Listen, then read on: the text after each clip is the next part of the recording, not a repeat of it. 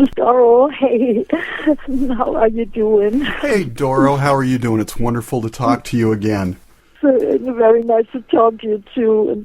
And yeah. Oh, you have had such a huge year or so. You know, you had your big 25th anniversary. You got to play with Dio. Last time I talked to you was right before I think you were getting ready to play some shows with Dio Disciples. I think either in Spain or Portugal. How did that go? Yes, Spain. It was fantastic. It was so great. The feeling, the fans, the atmosphere, and Greg Goldie and Simon Wright and the keyboarder. We knew each other from the from previous touring and festival experiences, and it was awesome. And everybody sang every single word, and it was great. It was great. Of course, everybody, we all missed Ronnie so much, but everybody tried, to give their best and, to play and sing their best, and it was great. I felt the Ronnie James Dio spirit was there. He was there, so it was great, especially Spain, man. I mean, all over the world, Ronnie Dio is loved so much, but God, Spain is like, it's unbelievable. They're like the mentality is even more. Yeah, how can I say it? I guess, they have so much passion and fire in their blood. It's like unbelievable. So it was wonderful. And it was a great honor that the Dio office, the people asked me, and was super. Oh, yeah. Ironically, I just spoke to Simon Wright the other day, and that's one of the things we were talking about. So. Oh, really? Yeah, we got along great. I'm sure he thought the same, or did he? Oh, yeah, absolutely. So, yeah. And I want to talk about the new album and everything in a minute, but I have to ask you, you've been doing this for a long time now. You and I are the same age and everything, so we've seen so much happen in music, so many great things. But the last couple of years, we've seen Judas Priest doing their final tour, and I believe that's the first tour you did. And then Scorpions are hanging it up. Pardon me. What keeps motivating you to keep going when you see our heroes that we grew up, that you played with side by side, sort of hanging up the guitars, if you will? Yeah, actually, I must say my true and my only secret, it's the fans. It's the great fan base worldwide. It's my love towards the fans. There's nothing more important in my life. That's the reason why I've never started a family. I never got married. I never had kids. So to me, that is my total family, and I will never want to give that up. I mean, as long as, as God wants me to rock, and, and as long as I'm healthy, everything is in good shape. But I would never want to do a goodbye tour, and I think that's so sad. And when you said Judas Priest, it was my first big tour. Oh God, I'm so sad when people say, yeah, that's it. Now I can't. I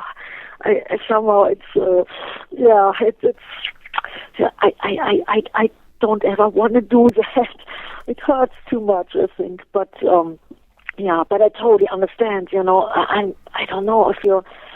When you're doing it for so long, it's always hard too. Every tour, it's hardcore. So on one hand, I totally understand. On the other hand, I'm a big fan myself, so I don't want to have good people or good bands go. And and I definitely promise I will never want to do that to our fans. They can totally count on it that I will do it as long as they enjoy it, as long as I can. And because for me there is no other life. It's what you see is what you get. It's only in the tour bus, on stage, in the studio. That's it. There's nothing else besides that. And I made a conscious decision about when I was, I think, 24, 25, that I want to totally dedicate my life to metal and to the fans. And and ever since I'm so happy I did, and I don't miss anything either. As long as you can still raise your fist in the air, you will still be out there on the stage, right? Yeah, right. with everybody. Yes. Well, yeah, the first time I played it in Wacken, it was a demo last year, and then I usually open up the Wacken festival with the Wacken anthem, We Are the Metalheads, and sometimes I play Oh We Are. And then I played this demo song to the one guy who's actually doing Wacken, and he said, after 20 seconds, he said, oh, you gotta play it. And then I said, no, it's not done, it's not finished, I can't. He said, oh, please do it, it's so much fun. And then I said, okay, I will try. And then I did We Are the Metalheads, Oh We Are, and then I told the fans, okay, it's a brand new song, and, it's just a demo, but, check it out, and let me see your fists. And then 60,000 fists came up in the air, and it was a picture I will never, ever forget. And then I thought, I think this will be a good one. This will probably make the record, yeah.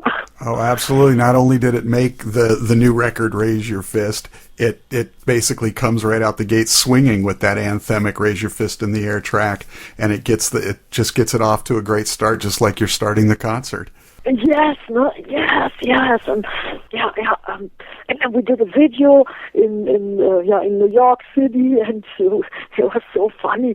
We were just like filming it. Actually, we rented out a truck, and then we were driving around, and we had a great guy who was filming it, Adam Ritchie is his name, and and then we said, let's check out the great neighborhoods, and then suddenly we filmed all over, and then people came up and said, can we join, and then everybody was, having such a good time, and, from I guess, people who would never hear metal, and, one guy said, I love jazz, and the other guys, they were totally into rap, and then, and everybody was like joining, and that was awesome, so, yeah. Well, this is your 12th studio album, not including, obviously, your work with Warlock. I know you always look to better each album. How did you approach this album differently than, say, Fear Evil or any of the previous ones to sort of make that difference for you this time around? Oh, every album is always the most important album, and you always try to give it your all. And this time I felt, I don't know, maybe everything fell into place better, or the stars were aligned better. I don't know. It just felt I had a little bit more power, maybe, and I always tried to learn from previous stuff. On the last Fear No Evil album, I loved it so much, but I thought the speed metal, the fast songs, they could have sounded a little bit more fatter, more thick and big. And then I thought, I definitely want to, do it on a new album.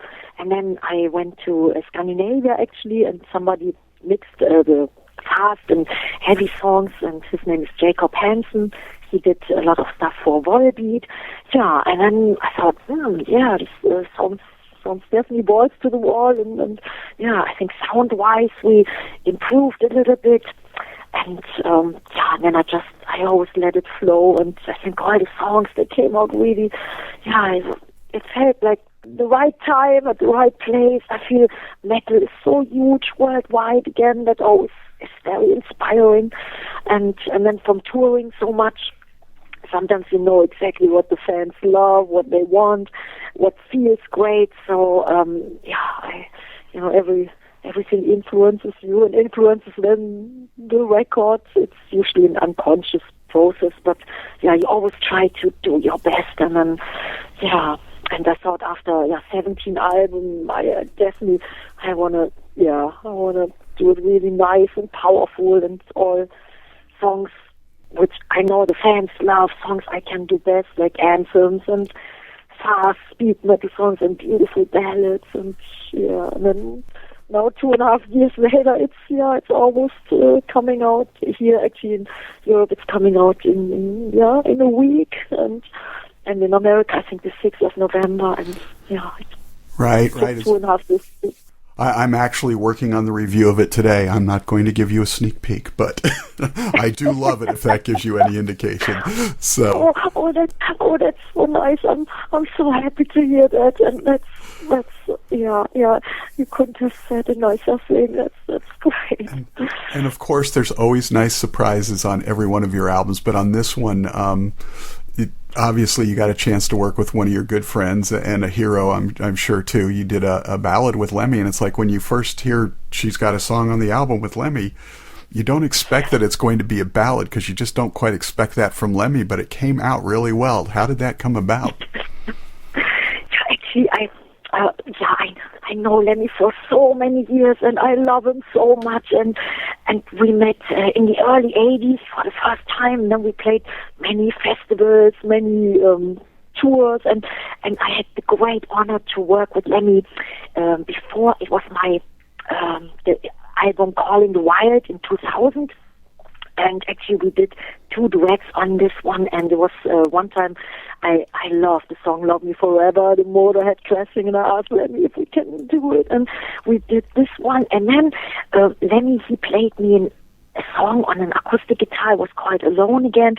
Oh, and I was blown away. It was so soulful, and tears were running down my cheeks. It was like so touching and moving. I thought, wow, Lemmy is, I guess, one of the most soulful people I've ever met, and his voice. And then, so 12 years ago, I had this great, experience before. And then on this album, I had the song It Still Hurts. It was actually a heartbreaking love affair many, many years ago. But I wrote the song, and then I thought, wow, somehow it feels like it could be a duet. And then I had like Lemmy, actually I saw him in my inner eye. Somehow I saw Lemmy singing it, and then I asked my engineer, I said, can you make a rough mix? I would love to play it for Lemmy.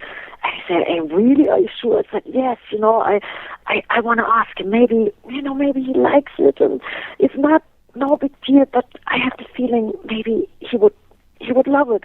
So I sent it to Lemmy, and then he said, yes, let's do it. And then we just did it in March in LA, and in the afternoon I recorded that metal show with Eddie Trunk, and I was like, wow, it was great. And then at night I went into the studio with Lemmy, and Lemmy sang the vocals, and I was melting away every word, and I thought, wow, it's so... Yeah, it moves me so much, and it's always a great honor to work with Lemmy, and yeah, it's awesome. I'm so happy, and Absolutely. I got to tell you, on a side note, I moved to Boise, Idaho a few years ago, and Lemmy just came here on the Mayhem Festival tour, and it was the first time in the entire career, 37 some odd years, that Lemmy and Motorhead had ever played in Idaho. And of course, looking at your North American dates, of course you're skipping right by us.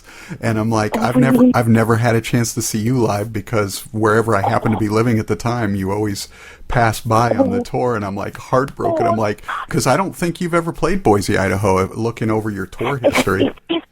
I did, but I guess it was so long time ago, because when I first toured all over the world, I always got a postcard, and I was always like, wow, I'm in Idaho, or at the Grand Canyon, and it was always like, I always collected postcards, and I definitely played in Idaho, and I sent postcards to my parents back then. Yeah, but it was probably a long time ago, and usually the booking agent, the promoter, they always book the tour, and then, sometimes you can say, oh, I would love to, whatever, go to, San Francisco or LA, but Idaho, I don't know if, but I've been there, I know that. That's probably a long time ago, and I'm so sorry. I think live is the best. I think it's better than any studio album, of course, and live is, I think, what I definitely, Well, I'm definitely better than anything on record. Yeah. Well, I'm going to have to make the trip this time, someplace to see you, whether it's Portland or Washington or Salt Lake or something. Yes. Because you're not just... You will be not disappointed. I guarantee. I promise you will. You will. Yeah. Well, you'll also be playing with one of my favorite people, Liv Ugrell of Sister Sin. You just did a track with them not too long ago, and now they've got a new album coming out, and you're bringing them to the States with you. So thank you for that. It'll be a wonderful night. Oh, yes. Yeah, we played before in in Scandinavia together and in the States. And then last time we did the Chicago show, and they recorded me on the video. So right. It's the Motorhead cover song, the rock roll, and I love it. And yeah, I think it's a great package, and I'm so excited. And yeah. Well, I'm definitely going to have to make my way to see that one. Of course, also on the album, you tapped the young talent. You got Gus G coming in to play with you from Ozzy, obviously, and of course his own band Firewind. How did that connection happen? Yeah, actually it was because of a mutual friend. His name is Alex Krull. He's in the band Atrocity and Leaves Eyes. Right, and with Liv. His wife. Yeah, Liv. And Liv, actually, she sang on our last record on the song Celebrate. It was the full metal female version, and they both came to my 25th anniversary. So, and we always saw each other either in Wacken or on the Metal Female Voices Festival. It's a beautiful festival in Belgium. It's actually only it's a lot of women, like, singers or musicians. So we met many times, and then we always said, we got to do something together. So on this time, we did Grab the Bull, Last Man Standing, and then he called me. Alex was at a music fair in Frankfurt. It's actually a big music fair where usually all the musicians go. And then he called me from there. He said, "Oh, you know who's standing next to me?" And I said, "No." He said, "Gus G." And I said, "Oh, wow, this is awesome." And he said, "Shall I maybe, send him the song or give him the song?" And I said, "Oh, this would be too phenomenal." And then I said, "Yes, please, if you can do it." And then Gus listened to the song, and he said, "Yes, I want to do it." And then he played this great solo on it. And I always love when the fans have, like, surprises, things they don't expect, and, and great people. We always had, like, so many great guests on previous records. So I was so happy when Gus said yes. I played a solo, and and between, like, two guests like Lemmy and Gus, I'm such a happy baby. You can't imagine. It's great, and it's great. I think the fans, now so far only the journalists heard the record, but I think the fans will really like it a lot and love it, hopefully. Well, last year when we talked about the song Hero, circling back to Ronnie for a minute, which is on the album, and just a phenomenal song and everything. And I always wanted to ask, if you could have one more evening with Ronnie, would you rather sit down and just talk with him and hang out, or would you rather be on stage performing with him? Both things are so special, and I never forget when we talked, and he had such a great sense of humor. He was so funny, and we always went to have Indian food. When we went to a restaurant, he loved Indian food. I don't know. I think it's both. It would be both great, because on stage means like that that you see all the fans, and that we do something together. This would be fantastic. But having, like, a talk one-on-one, that's, like, as fantastic. So I would probably, I couldn't decide for one. I would take both. Both. And both things would be so great. And of course singing together, this would have been, that was one of my biggest dreams, like, to have, like, a song together on record. We actually did perform together on our America tour. We started in San Francisco and ended in Florida. We did 3 gigs in Florida, and at the encores, Ronnie always got me the second microphone. He said, "Okay, Doro, your turn, let's do the encores together." And then both arm in arm, we were singing the encores, and it was like, it was so great. And the photos, they are priceless. I look like, I don't know, I'm a kid in the toy store. I'm so happy, and Ronnie, he looks really, really happy too. And so actually, that's wonderful. We did a couple of times. Well, and if you think about it, you and Ronnie both being performers, songwriters, singers, and everything, being on stage performing together really is like having a conversation anyway, because that's how you guys talk to each other and talk to the world. So yes, totally. And I always felt that, Ronnie is somebody who has, like, a deep understanding, and he's he's very soulful. He has a deep heart, a deep soul. I think it's very rare to even find somebody like that, and I think, it's such a big loss, and and that's the reason why I wanted to write this song. And I think I told you last year that was the first song for the record, because exactly. It was really shooting out of my heart when I was falling asleep, and then suddenly the melody, everything, the whole chorus was there. And then I called an old friend of mine, Joey Ballin, who did the Triumph and Agony and Force Majeure record with me, and I asked him if we can finish the verses together, because he was on tour with us as well in '87 when I first had the great chance to tour with Ronnie, and Joey knew Ronnie Dio very well, so I thought, it's the right thing to do, and I definitely don't want to take the chance that the lyrics are, like awkward, because sometimes, like you can get away with so much, but if it's so important, then I thought I want to make sure that it's like, that every word is perfect and dead on. Mm-hmm.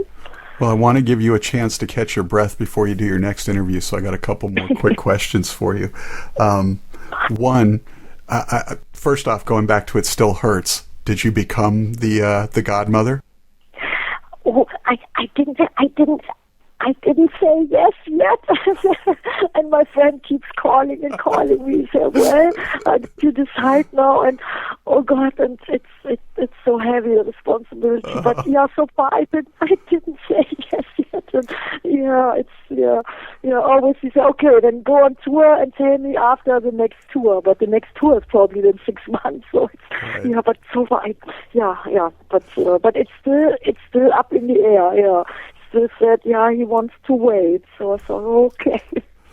Now, we've talked about a few of the songs on the album, obviously, where you've got special guests in the song for Ronnie and everything, but there's quite a few tracks on this album. They all have a story behind them.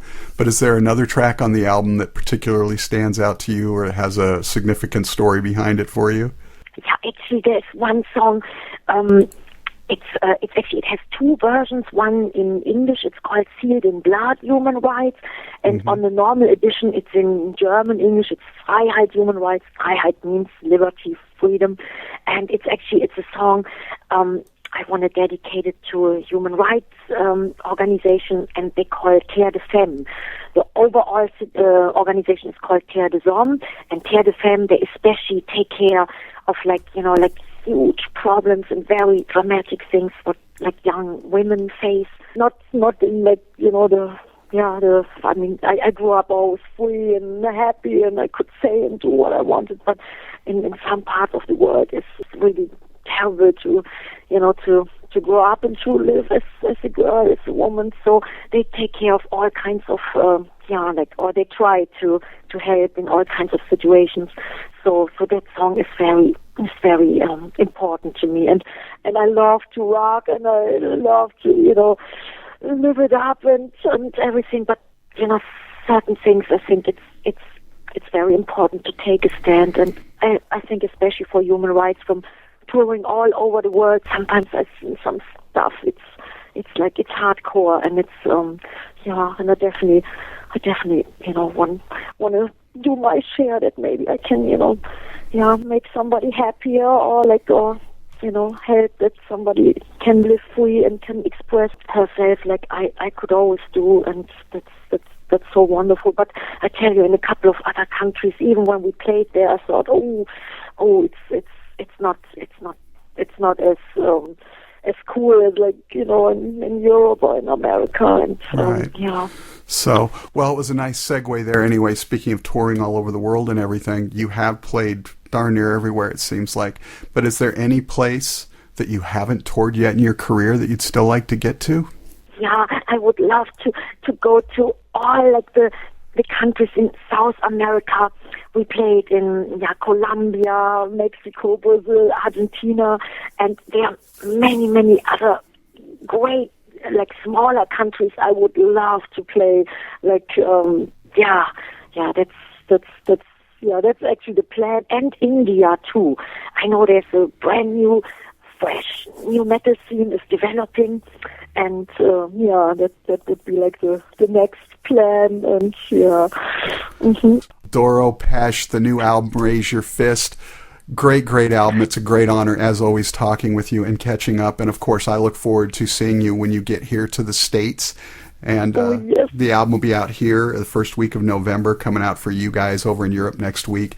Thanks again so much for taking the time, and I'll let you get out of here so you can get ready for your next one. Yes, thank you so much, and thank you for having me. And thank you for it was a great conversation. And I hope that you can see the live shows. I think that's definitely that's you will so enjoy it. I know it, and maybe when you get here, I'll come see you, and I'll actually sit down with you and live your grill together, and we'll all three of us talk. So. Hey, that sounds like a great idea. Yes, and we have a little beer or something. It's There you go. That would be awesome. All right, take care, Doro. Thank you very, very much. Have a great rest of the day, and hopefully see you very soon. And thanks again. All right, bye-bye.